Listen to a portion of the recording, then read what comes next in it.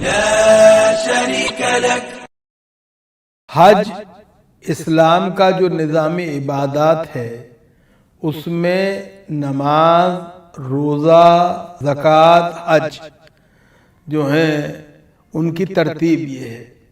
نماز دن میں 5 وقت ہے، روزہ مہینے بھر کے ہیں، زکوٰۃ سال میں 1 دفعہ ہے، حج زندگی میں 1 دفعہ ہے۔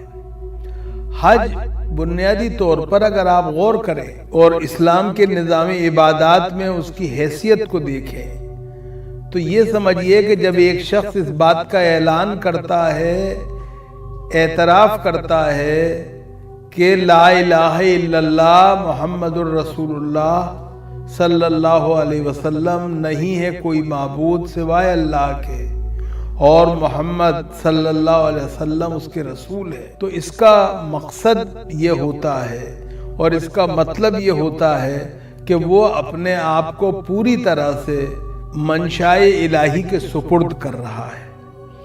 اگر آپ منشائے الہی کے سپرد کر رہے ہیں تو اس کا کہیں نہ کہیں ثبوت بھی ملنا چاہیے۔ اب ثبوت دینے کا کیا طریقہ ہے؟ ثبوت دینے کا طریقہ یہ ہے کہ جو چیز آپ کے پاس ہے، جو آپ کے قبضے میں ہے، آپ اس کو راہ خدا میں خرچ کرنے کے لیے تیار ہیں یا نہیں ہے۔ آپ کے پاس وقت ہے، نماز میں آپ وقت دیتے ہیں دن میں 5 دفعہ، آپ کے پاس پیسہ ہے، زکوٰۃ میں آپ اللہ رب العزت کی خوشنودی کے لیے زکوٰۃ دیتے ہیں، آپ کے پاس توانائی ہے، انرجی ہے، آپ روزے کے اندر بھوک اور پیاس کی اور جو نفسانی خواہشات ہیں، ان کی لذات ہیں، ان سے اپنے آپ کو علیحدہ رکھ کے ایک طرح سے انرجی اور توانائی جو ہے وہ راہ خدا میں خرچ کرتے ہیں۔ اور پھر اسی طرح آپ کے اپنے پیارے ہیں، راج دلارے ہیں، آنکھوں کے تارے ہیں، وہ ہیں جو آپ کے خون کا حصہ ہیں، جنہیں اپنی نظروں سے آپ زیادہ دیر تک اوجھل بھی نہیں رہنے دیتے۔ آپ ان کو چھوڑ کر اللہ کی راہ میں نکلتے ہیں، اس کے گھر یعنی کعبۃ اللہ کی زیارت کے لیے، اور مکہ مکرمہ پہنچتے ہیں، اور وہاں سے پہلے یا بعد میں حج کے آپ تمام جو حج کے ارکان ہیں ان کی ادائیگی کر کے یا اس سے پہلے نبی کریم علیہ السلام کے دیار اور جوار میں مدینہ منورہ جاتے ہیں۔ غرض آپ دیکھیں تو پتہ چلا کہ حج اس نظام عبادات کا حصہ ہے۔ ایک بات جو حج کے سلسلے میں اور یاد رکھنی چاہیے وہ یہ کہ اسلام میں جو نظام عبادات ہے اس میں جتنی بھی عبادات ہیں وہ کہیں نہ کہیں حج میں آ کے جمع ہو گئی ہیں۔ نماز پڑھتے ہی ہیں، آپ پیسہ خرچ کرتے ہی ہیں جیسے زکوٰۃ میں کرتے ہیں، اس سے زیادہ کرتے ہیں۔ آپ روزے میں توانائی دیتے ہیں، اس میں بھی آپ جو ہیں ارکان حج کی ادائیگی میں توانائی جو ہے اس کا خرچ کرتے ہیں۔ غرض حج کے اندر تمام عبادات ایک دفعہ جمع ہو گئی۔ دوسری بات جو ہے وہ یہ ہے کہ حج کے کئی پہلو ہیں۔ ایک پہلو جو ہے وہ روحانی ہے، خدائے بزرگ و برتر سے آپ کا رشتہ اور آپ کا تعلق کیا ہو، اس کا مظہر ہے، اور اس کا سب سے بہتر مثال جو ہے وہ ہمیں ملتی ہے اس واقعے میں جو کہ سید الطائفہ جنید بغدادی سے منسوب ہے۔ ایک شخص ان کے پاس بہت دنوں بعد آئے، آپ نے پوچھا کہ بھائی اب تک کہاں تھے، نظر نہیں آئے؟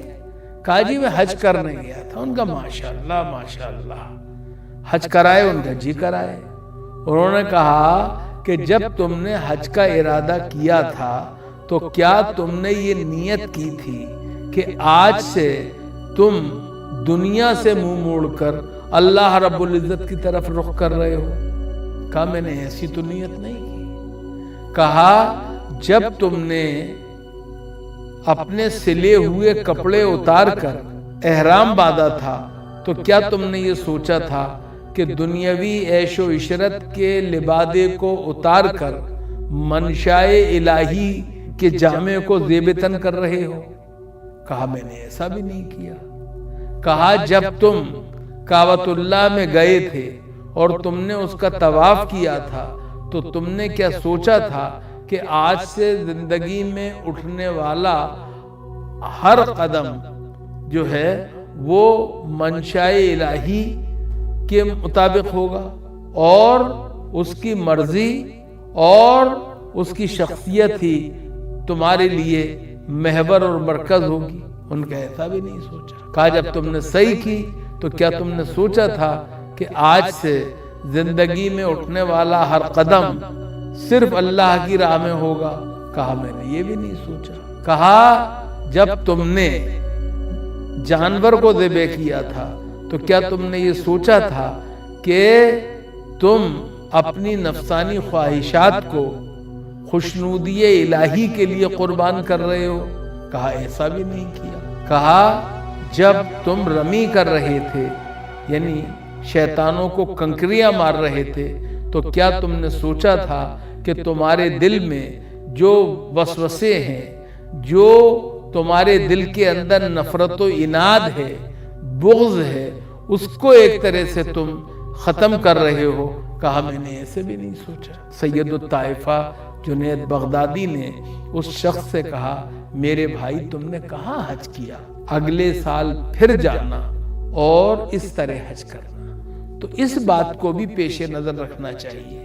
ایک بات جو لوگ حج پہ گئے ہیں، جانے کا ارادہ رکھتے ہیں اور خواہش کرتے ہیں، انہیں ایک بات پر اور شکر بجا لانا چاہیے، فخر کرنا چاہیے، اور وہ یہ کہ دیکھیے اللہ کے گھر وہی جاتا ہے جسے اللہ بلاتا ہے۔ ہم اور آپ اپنے گھر میں کسی ایسے شخص کو جسے ہم ناپسندیدہ سمجھتے ہوں اسے نہیں بلاتے ہیں، تو پھر اللہ کے گھر کوئی ایسا کون سا جا سکتا ہے اور کیسے جا سکتا ہے جسے اللہ پسند نہ کرتا ہو؟ اس لیے جو گیا، جو بلایا گیا، جو جانے کی خواہش رکھتا ہے اور آگے بلا لیا جائے گا، اس کو اس پر فخر کرنا چاہیے کہ اللہ ابھی اس سے مایوس نہیں ہوا ہے، اللہ اس سے ابھی ناراض نہیں ہوا ہے۔ اور اس طرح سے اگر آپ دیکھیں تو اس بات کو بھی اپنے زندگی کا ایک حصہ بنانا چاہیے، اس کو اپنے خواب و خیال جو ہے اس کی زینت بنانا چاہیے۔ ایک بات۔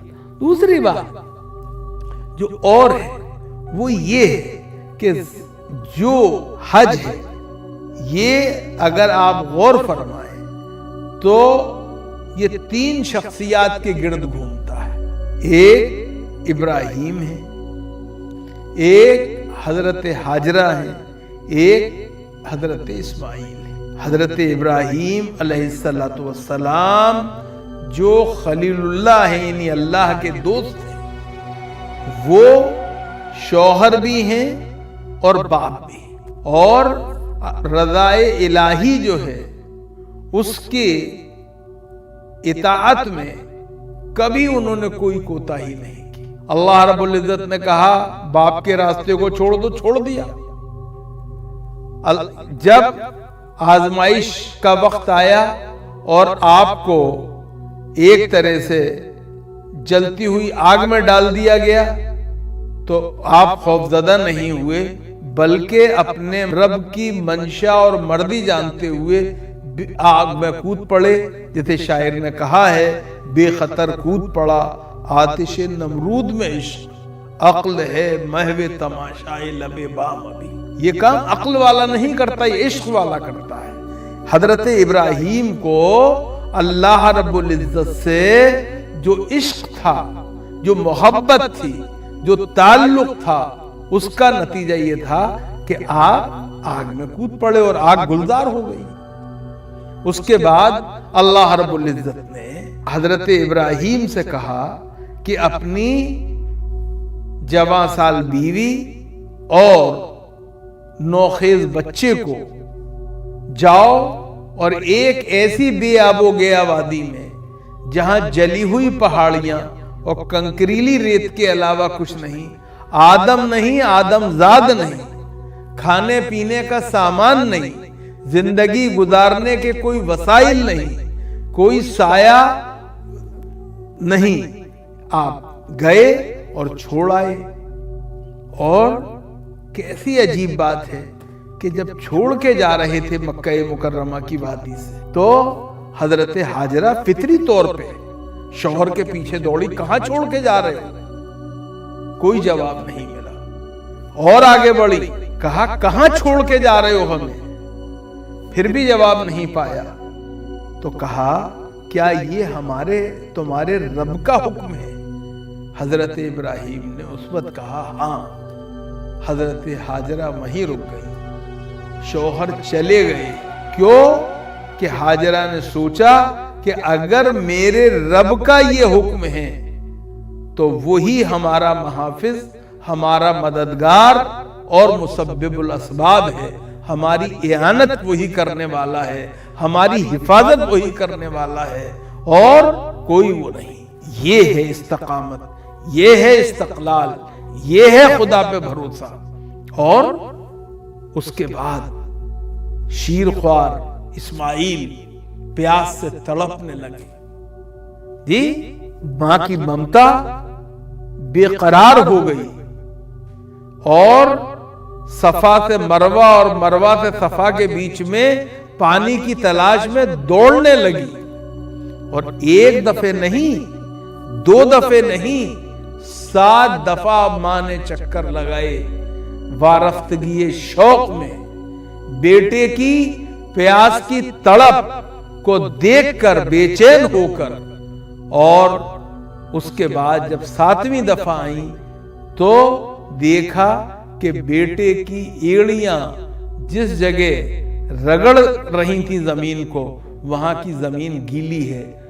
उस मिट्टी को हटाया तो वहां से वो चश्मा फूटता हुआ नजर आया जो आज तक इंसानों की प्यास बुझा रहा है और जिसे हम आबे ज़मज़म कहते हैं। उसके बाद हम जो देखते हैं वो ये कि जब इस्माइल बड़े हो गए तो अल्लाह के हुक्म से उसके बताए हुए नक्शे के मुताबिक बाप और बेटे ने उस घर की तामीर की जिसे हम काबतुल्लाह कहते हैं, जिसे अल्लाह का घर कहते हैं, जिसे खाने खुदा कहते हैं।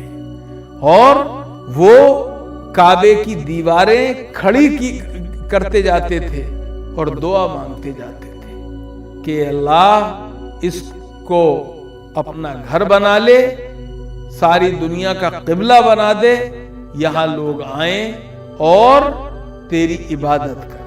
अल्लाह रब्बुल इज्जत ने ऐसा ही किया।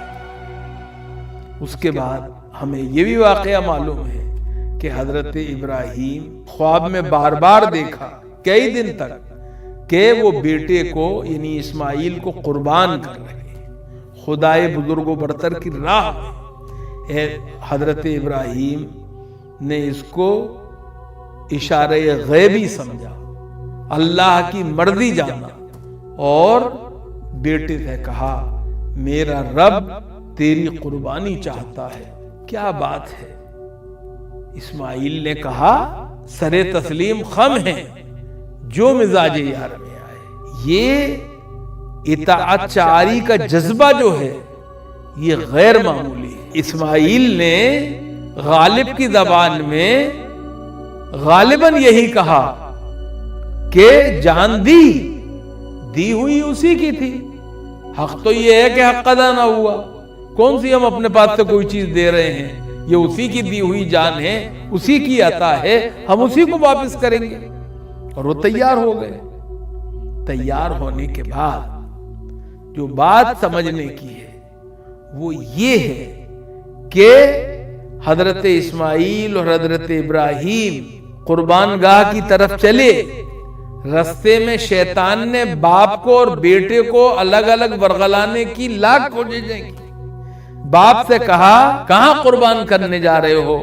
ابراہیم نے شیطان کو دھتکار دیا، پھر اسماعیل کو ورغلایا شیطان نے، کہاں تم کیا میں ان کے چکر میں آ رہے ہو، تمہارے نے ابھی دیکھا ہی کیا ہے، ابھی تو تمہاری زندگی پڑی ہے، بہت کچھ دیکھنا ہے۔ لیکن اسماعیل نے بھی اس کو دھتکار دیا اور اس طرح قربان گاہ پہ پہنچ گئے۔ اللہ کو اسماعیل کی قربانی نہیں چاہیے تھی، بلکہ باپ بیٹے کی رضائے الہی اور اطاعت الہی کی ایک شکل دیکھنی تھی، ایک امتحان سے گزارنا تھا جس میں وہ کامیاب ہو گئے، اور ابراہیم ایثار اور اسماعیل کی اطاعت غیر معمولی چیز بن گئی۔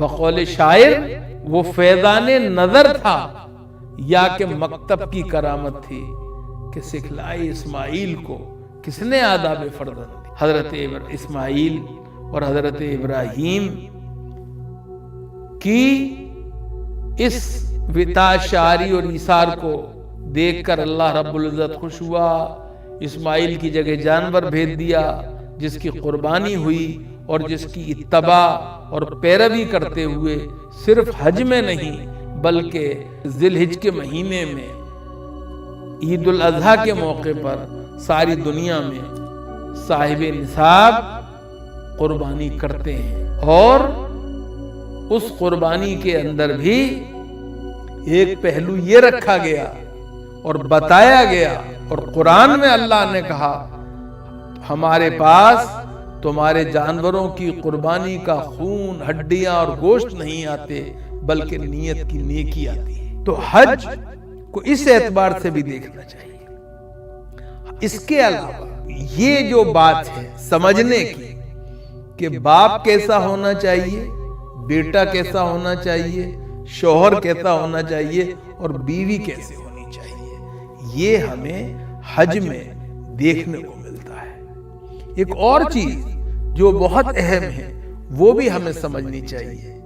حج بنیادی طور پہ ایثار، اطاعت، قربانی، رضائے الہی کو حاصل کرنے کی انتھک کوشش کا نام ہے، اور سادگی کا پیکر بن جانا یہ حج کا سب سے بڑا پیغام ہے۔ وہ لوگ جو دنیا میں متمول ہیں، صاحب ثروت ہیں، دولت مند ہیں، ہر طرح کا عیش اور آرام، بہترین حریر و دیبا کے لباس کے بدن پہ ہیں، جو بہترین زندگی گزارنے کے عادی ہیں، جب وہ حج کو جاتے ہیں تو حالت احرام میں 2 بلا سلے ہوئے کپڑوں کو پہن کر رہتے ہیں، اور وہ تمام حریر و دیبا کے لباس، وہ تمام بیش قیمت لباس جو ہیں وہ سب علیحدہ ہو جاتے ہیں۔ اتنا ہی نہیں ہوتا بلکہ جب حج کر لیتے ہیں تو پھر سر کے بال منڈواتے ہیں۔ سر کے بال ہم سب جانتے ہیں انسان کے یہاں تزئین، انسان کے یہاں حسن اور خوبصورتی کا معیار مانے جاتے ہیں، لیکن دنیا کی تاریخ میں یہ بھی ایک عجیب بات ہے کہ وہ لوگ جو غلام ہوتے تھے ان کو بال رکھنے کی اجازت نہیں ہوتی تھی۔ اس طرح سے حج کے اندر جب کوئی شخص بال کٹواتا ہے تو وہ اپنے آپ کو خدا کی غلامی میں سپرد کرنے اور پیش کرنے کا اعلان کرتا ہے۔ ایک اور چیز جو ہے، ہم کتنے ہی مالدار ہوں، کیسے ہی شاندار غالیچوں پہ اور قیمتی گدوں پہ آرام کرتے ہوں، لیکن جب ہم دن بھر کی توبہ و استغفار کے بعد، دعاؤں کے بعد لوٹتے ہیں تو مزدلفہ میں قیام کرتے ہیں، وہ بھی زمین پر، کنکریلی ریت پر، جلی ہوئی پہاڑیوں پر، اور کوئی عیش و آرام کا سامان نہیں ہوتا۔ اس طرح سے اگر آپ غور کریں تو پتہ چلے گا کہ حج جو ہے وہ انسان کے اندر جو ہے وہ کبر کو، غرور کو ختم کرتا ہے، سادگی کا پیکر بناتا ہے، اور ایک طرح سے اس کو ایک ایسی زندگی گزارنے پہ مجبور کرتا ہے جہاں بلو دی پاورٹی لائن، جو خط افلاس سے نیچے کے لوگ ہیں وہ زندگی گزارتے ہیں۔ اور اس طرح حج جو ہے وہ اپنے انتہا کو پہنچتا ہے، اور وہ انسان جس نے حج کیا اب شکرانہ ادا کرنے کے لیے، سلامی پیش کرنے کے لیے اپنے آقا و مولا جناب محمد الرسول اللہ صلی اللہ علیہ وسلم کے دیار میں جاتا ہے۔ اور کیوں جاتا ہے؟ اس لیے کہ یہ جناب محمد الرسول اللہ صلی اللہ علیہ وسلم کی عطا اور فیضان تھا، جس کی وجہ سے اس نے توحید باری تعالیٰ کو پہچانا، اس نے اسلام کو جانا، اس نے کلمہ طیبہ کو مول منتر سمجھا، اور اس کے بعد اس کے حصے میں وہ نظام اور وہ اسلام آیا جس میں بقول اقبال یہ ایک سجدہ جسے تو گراں سمجھتا ہے، ہزار لك والملك لا شريك لك